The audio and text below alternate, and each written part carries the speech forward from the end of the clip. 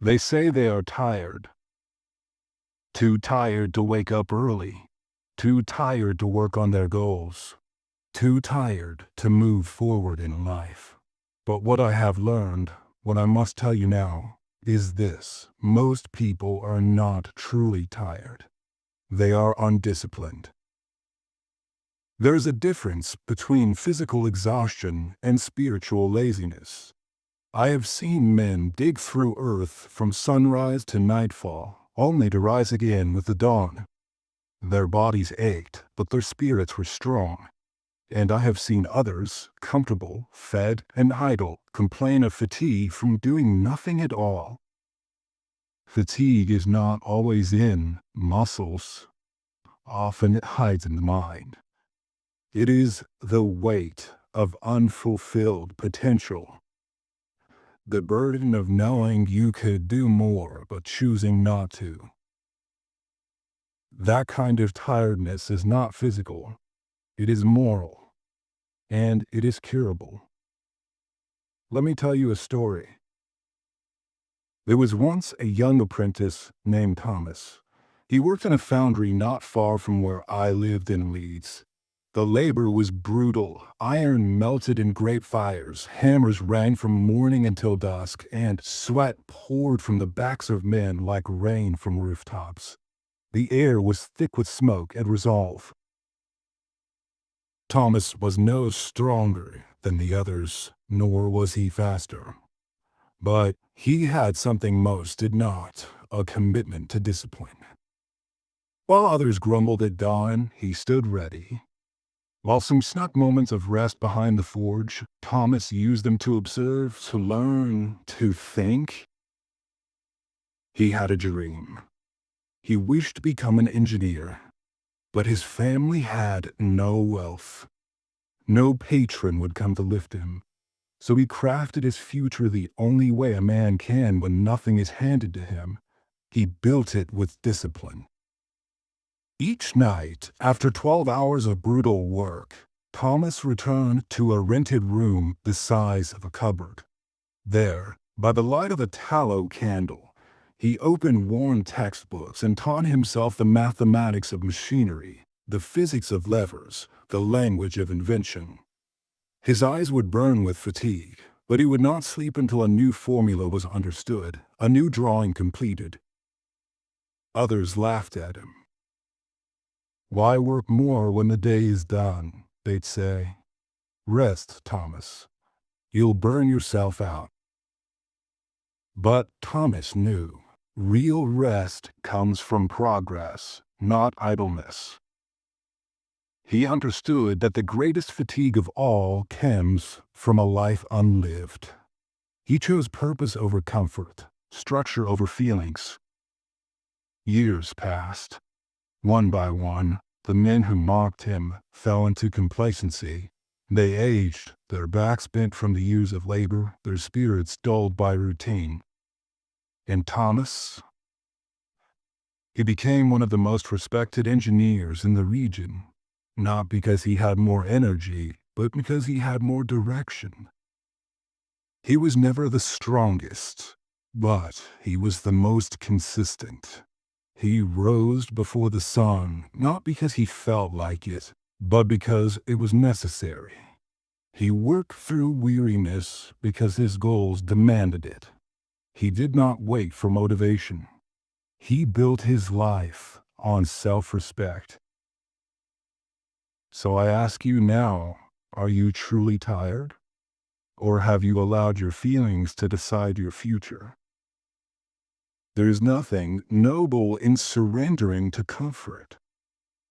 There is honor in rising when your body says stop and your purpose says go. Discipline is not cruelty. It is care. It is how you protect your highest self from your lowest impulses. We do not grow by waiting until we feel like it. We grow by acting in spite of how we feel.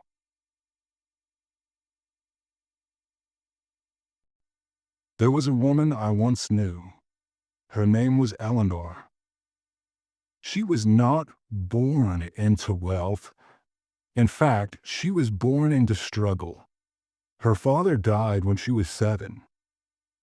Her mother washed clothes for a living. Eleanor was expected to do the same, but she believed her life could be something more, something meaningful. She told me once, "If I do not act with purpose, my life will be wasted in small complaints and endless waiting." And she meant it. Eleanor began her life of labor at the age of 9. She worked at a textile mill, 12 hours a day, 6 days a week, for a wage that barely kept her alive. Most girls her age used their few free hours to sleep or escape the misery of their work. But Eleanor used them to read. By candlelight, by moonlight, by the dim gray of dawn, whenever she could. She read everything she could borrow, books on philosophy, history, mechanics. People would say, "Eleanor, you'll make yourself sick. Why not rest like the others?" But Eleanor knew true fatigue comes not from hard work. It comes from living without purpose. And her purpose was clear. She wanted to educate young women like herself. Girls who had been told they were only fit for factories. Girls whose lives were handed a ceiling from the moment they were born. Eleanor saved every coin. For 5 years, she denied herself all comforts. No new clothes, no treats, no distractions. Only the essentials and her books. When she turned 23, she opened her first school in the back room of a butcher's shop. 5 students, no desks, just wooden crates, slates, and courage. She taught grammar, arithmetic, science, and most of all, discipline. "Do not wait for the world to make room for you," she told them. "Carve your space with consistency." Words spread. Soon, she had 10 students, then 20. She moved to a larger room, then another. By the time she was 40, Eleanor had built an academy for girls from poor families, teaching hundreds who would have otherwise been left behind. Not once did she claim to be too tired. She knew exhaustion. She knew pain. But she never surrendered to it. Because she understood this truth. Discipline is not about energy, it's about integrity. She honored her goals even when it was hard. She respected her future, even when her present was filled with obstacles.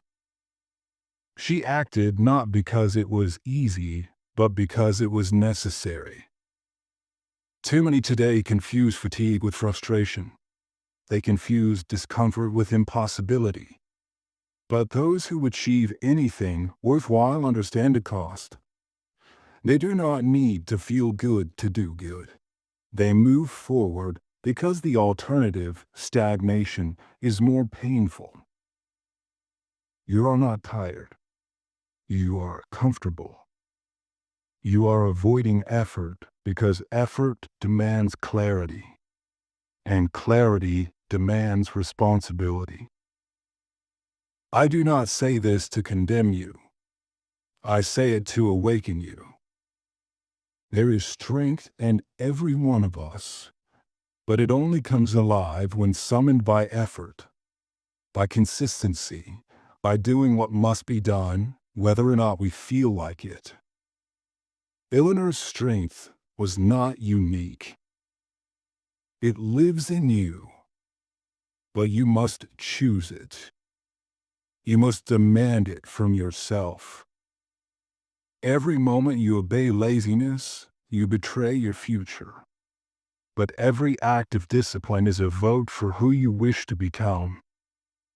So ask yourself now, who are you serving? Your goals or your feelings? Discipline will never betray you, but comfort will. Now listen closely, because this is where everything comes together. You believe you're tired because you've been taught to listen to your feelings before your principles.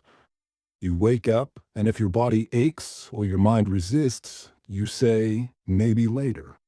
You call it burnout. You call it fatigue. But most often, it's simply the discomfort of growth, dressed up as exhaustion. Let me ask you something. When did we start believing that ease was the standard? When did we forget that everything of worth has always come through effort? And when did we begin to see discipline as cruelty instead of the highest form of self-respect? Discipline is not a punishment, it is a declaration. It says, I refuse to live beneath my potential. I will not be ruled by my emotions. I choose to honor my time, my goals, and my future. You say you are tired, but I ask you, tired of what? Of the dream you haven't yet built? Of the work you've barely begun? Of the life that demands more than you feel ready to give? No, you are not tired. You are undisciplined. And that, my friend, is a choice. But here is the good news. Just as discipline can be lost, it can also be rebuilt, brick by brick, decision by decision. You do not need to feel motivated. You do not need a surge of inspiration. You need a standard, a code, a reason stronger than your excuses. I remember writing self-help in the still hours of the night after long days of labor, with ink-stained hands and sore eyes. Not because I was always energized, but because I knew the world needed that book, even if it never asked for it. Discipline gave me purpose. Discipline gave me life. And it will do the same for you. Let me leave you with one final thought. There will come a day, sooner than you think, when your strength will be tested, your time will be short, and your comfort will call to you louder than ever before. On that day, you will have two voices within you. One will say, you've done enough. You're too tired. Rest. The other will say, keep going. You are not done. This moment is the making of you. Choose the second voice. Choose the one that believes in who you can become, not the one that excuses who you are today. Because the truth is this: every time you choose discipline, you are not just building success, you are building yourself.